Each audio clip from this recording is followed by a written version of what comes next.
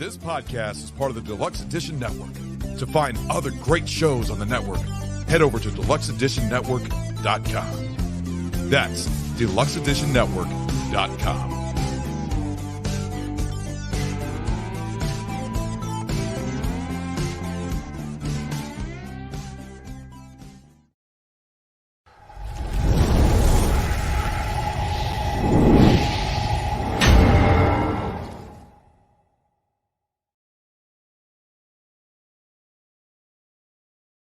Hello, everyone. Welcome back to another episode of the Stephen Jarvis and Friends podcast.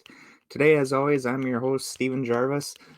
Also, want to take a quick second to give a shout out to our podcast of the month, which is Bev's Video Kingdom, and also another shout out to the Deluxe Edition Network and all the other podcasts on the Deluxe Edition Network, which you can watch on the deluxeeditionnetwork.com.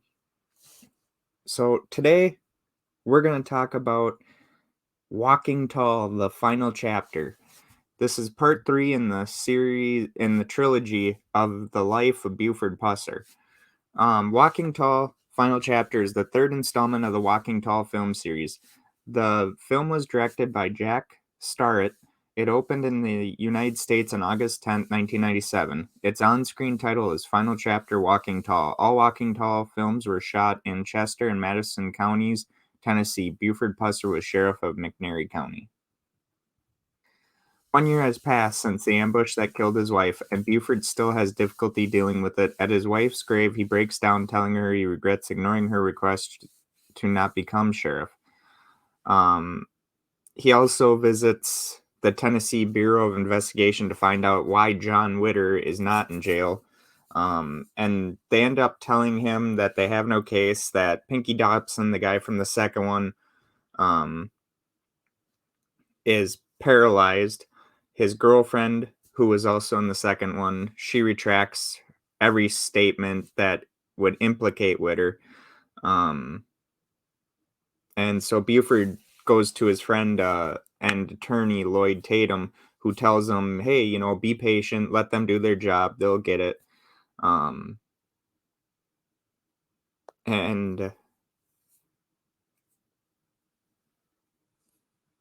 with that, we later go to New York, where Witter is telling his boss that he's going to finally settle with Buford and make Buford go away. Well, the boss tells him, just accept it. Buford beat you, let it be. And Witter has to give up 25% of his territory. And then later on, we see Buford and a deputy of his named Grady looking at staking out a still run by O.Q. Teal and his brother Udell. And Buford witnesses O.Q. beating his son Robby.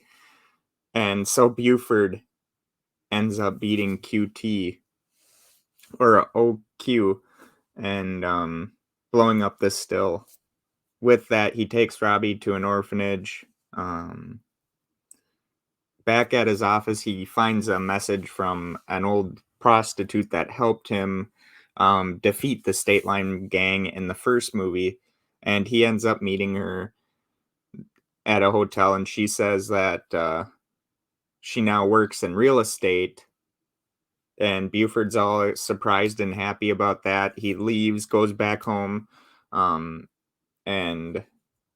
his father, Buford's father, tells him that,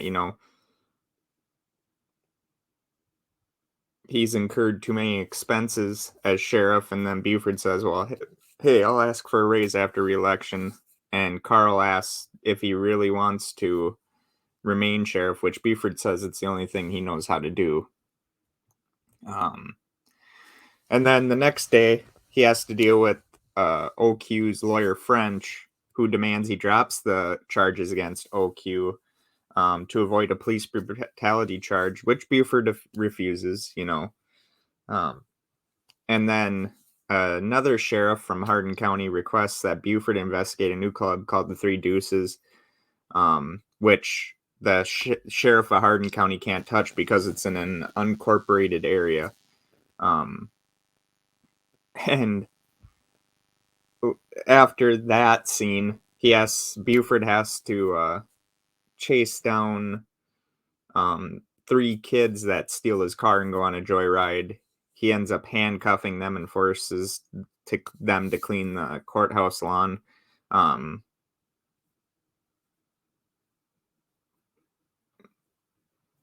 And French, of course, comes upon it and objects to it, but Buford says, hey, if I did the alternate, they would have records. Where here, they're just getting a warning, they're doing something productive. French doesn't like that. And a witness later phones John Witter and tells him, hey, you can use this to throw the election so that Buford isn't sheriff anymore.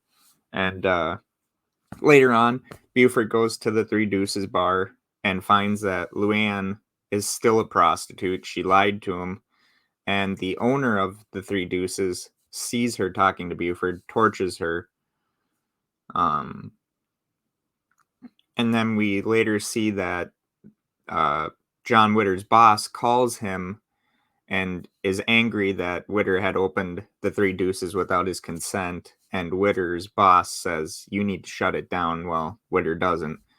And then we go to a courthouse, and Buford and French are scheduled to have this debate. And Buford ends up leaving when a body is found. So then his lawyer ends up speaking on his behalf, and we find out that the body is Luann's. So Buford goes to the Three Deuces, orders everyone to leave, burns it down, and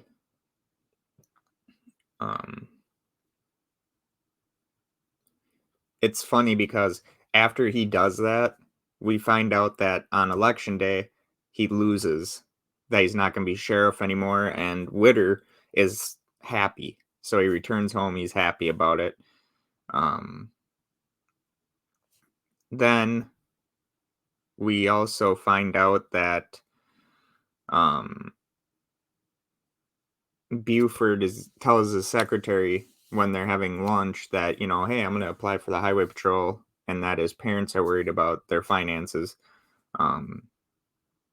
When Buford's in town after he has lost his job as sheriff, the Teal brothers start a fight with them, and Buford takes them out, beats them up. The new sheriff warns Buford not to cause any trouble, and when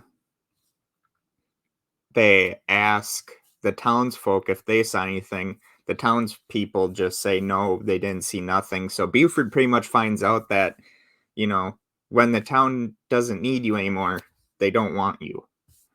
All the good you did for them, they were happy about, but now that you're not sheriff anymore, they just don't care about him. So Buford, he goes to his wife's grave and breaks down again.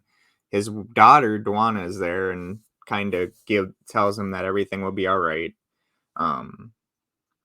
We later see a Hollywood producer watching Buford's news report about what had happened with him and all that. So he goes and finds Buford and says, hey, I want to make a movie on your life. And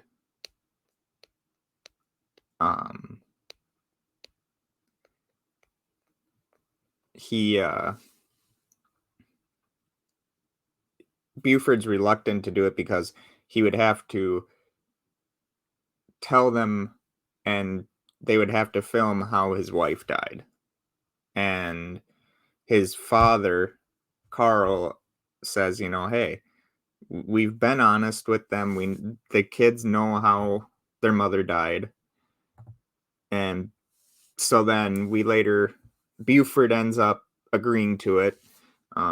And then we see John Witter. He's pissed off because Buford's getting publicity, and his boss orders him to leave it alone. Stop messing with Buford. Let him go. He's not sheriff anymore. Get over it. And we later see Buford buying minibikes for Dwana and Mike, and he ends up buying a nice Corvette for himself, and plans to play himself in the next Walking Tall, which would have been Walking Tall Part 2, but because he died before filming even began, they had to go with Bo Svensson in that movie, and in this one. And a familiar person shows up from the Three Deuces bar and sees him after he meets with producers. And Buford and Dwana are having fun at a fair. Well, he decides to take his car, and Dwana decides to ride with some friends. And we later see Buford's car lose control and crashes, killing him. And then we see Dwana arriving shortly afterward and crying. We later find out that John Ritter contacts his boss to discuss more business opportunities, but his boss ends up hanging up and putting a hit on him. And that's the story and plot of Walking Tall, the final chapter. It's really interesting how the ending comes about, how Buford's life ends in this movie. It's almost like they said, hey, even though we didn't know what truly happened to Buford, we kind of figured that the mob got him somehow. And that's how it plays out in this movie. You never see what they do to his Corvette, but at the end, when he crashes, it's kind of like maybe they did really set it up to where he'd lose control and then end up dying and all that to get revenge. Even though he wasn't sheriff anymore, he couldn't fuck with him anymore. They had to get him. And it was it's a fitting end to the story and to the film trilogy of movies. Later on, they'd make more, which had nothing to do with Buford Pusser, which is really sad.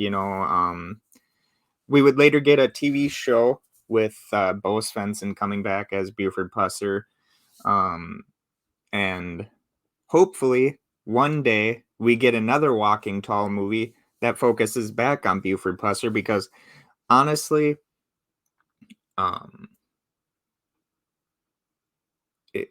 these movies back then were good. I mean, when they made the first remake with The Rock, that was a good movie, but The Rock even said, he's like, I can't be Buford because I don't look like him, and two, it wouldn't be very respectful.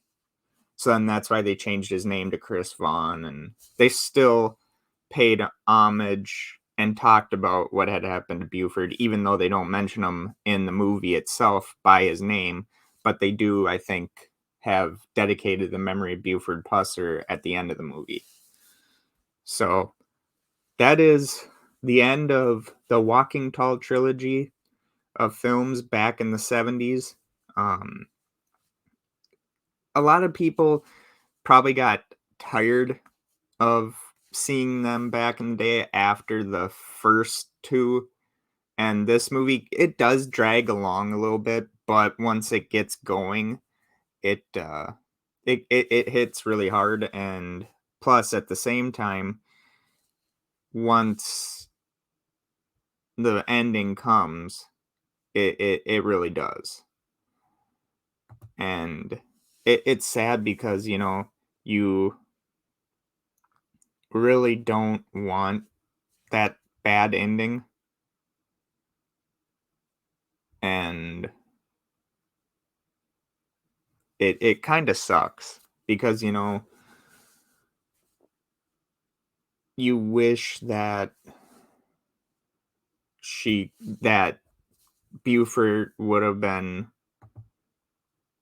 able to live his life, be happy, get old, but yet he's cut short. Just like what happened to his wife, on the hit that was meant for him, but she got shot and killed. He gets shot during that, but only his jaw was, I think they shot off his jaw or something. But anyway, folks, that is the end of Walking Tall, the final chapter. Sorry if I spoiled it for anyone. If I didn't, if I did, but yet you want to go see these movies, go check them out. They are great movies. A lot of that shit couldn't happen today because, police brutality. And I think back in those days, he had to deal with that, with those people, the way that they were going to deal with people that they didn't like. So he had to have this one man revenge on them. And let's be honest, half those movies probably weren't even true. I mean, I'm sure they sprinkled in, a little bit of drama here and there. Buford Pusser himself even said of the first one that a little bit of it was true and half of it was Hollywood doing what it was doing. So I think that'll be it for me today. Remember to check out the podcast of the month, Bev's Video Kingdom, and also check out the Deluxe Edition Network at www.deluxeeditionnetwork.com, where you'll find more interesting podcasts, including mine. And just want to thank everyone for so much love and support that they've given me on this podcast. Couldn't have done it without y'all. On Buzzsprout, we're almost to 600 downloads, which I'm so excited for. I know once we get to like 750 downloads, or even let's say 1,000 downloads, I'll do a celebration of it. All right. I know a lot of people do celebrations of that. I know on the 100th episode, I want to do that. And on the 1-year anniversary of this podcast, which is coming up, I want to do a celebration of it and figure something else out. Also, I have a Patreon now. We'll be giving more information on the social medias pages that we have on it. Also, go check us out on goodpods.com at Stephen Jarvis and Friends Podcast. We're we ranked pretty high on indie podcasts for a little bit there, and so very thankful for that. I love doing this. I hope I can make it into a career, but ultimately it's fun for me. Also have a merchandise shop coming out. So once I get everything else straightened out, I'll be able to put the merchandise out. I'm thinking of selling hats, mugs, other things, and I'm not going to sell them for very, very expensive. I'm going to be very, very,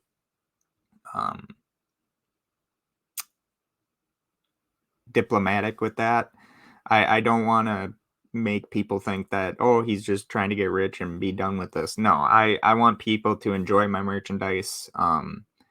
And also I want people to be able to afford it. I don't want to screw people out of their money. I would hate to do that. So yeah, that's it for me today. I love you all. Thank you for the love of support. And I will talk to you next Tuesday when we start the Billy Jack film series. 4 great films started back, I think, in the late 60s when they started it. And also, I think on next Thursday, I'll take a break from the Billy Jack series and talk about Vanishing Point, the original. So thank you so very much. Hope you enjoy the content. Keep showing that love and support, and I'll keep showing my love and support to all y'all. We reached 100 people or 100 followers on Instagram the other day. Very, very proud of that. Very, very excited for that. Hopefully that keeps going up. We're almost to 40 on TikTok. I'm hoping to get to 50 pretty soon here. Twitter, we're almost to 50. So thank you so very much. We're almost to 100 people in the group page on Facebook, so I'm very proud of that. Thank you all.